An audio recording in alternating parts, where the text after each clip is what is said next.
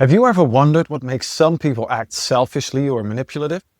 Well, what if I told you there's a group of personality traits that can help explain that behavior?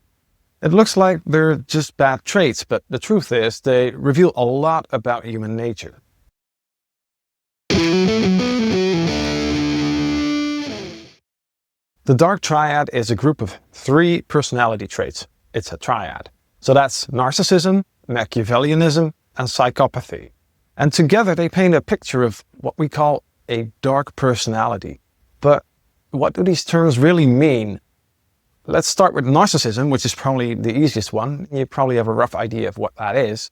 But for example, Machiavellianism.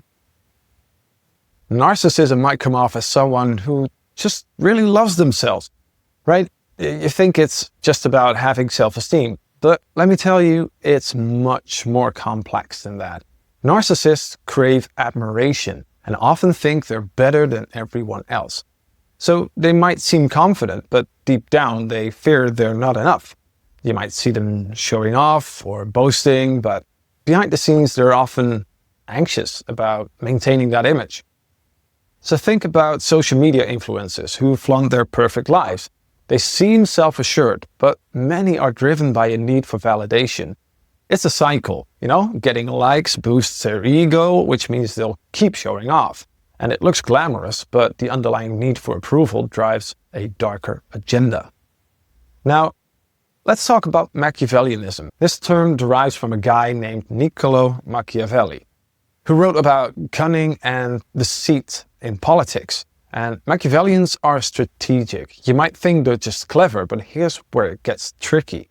They often manipulate people for personal gain. They're masters of emotional control, able to persuade others to do their bidding.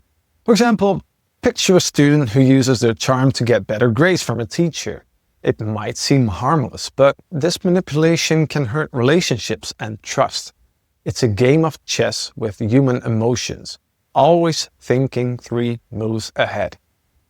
While they may look like leaders, they can really be posing as a friendly ally while plotting their next move on you.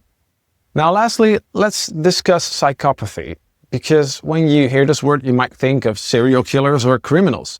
And it's true that some psychopaths engage in harmful behavior, but definitely not all of them do. In fact, some may be successful in business.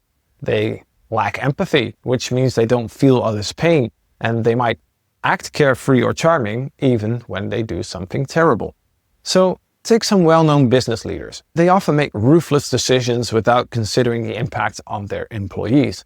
So you may think it's all about being strong and decisive, but that lack of emotional connection reflects deeper darkness. They use others as stepping stones, which is both fascinating and concerning. So there you have it, the Dark Triad. But here's the kicker. These traits exist on a spectrum. Most of us have a little darkness within us. That's what makes these traits relatable, even if it's not on the extreme end. But wait, there's more. In recent years, psychologists added a 4th trait to the mix, creating what we now call the Dark Tetrad. And this 4th quality is called sadism. So you probably kind of have an idea of what sadism is, but let's just look into what it really is. Now, sadism is the enjoyment or pleasure from inflicting pain or suffering on others. So you might see it in people who bully others for fun or get a kick out of seeing someone else fail. It looks like just being a bully, but in many cases there are deeper issues at play. Now, think about a prankster. If they derive joy from hurting others' feelings, that's a sign of sadistic behavior. And their laughter hides a darkness that speaks volumes about human nature. So why do these traits matter?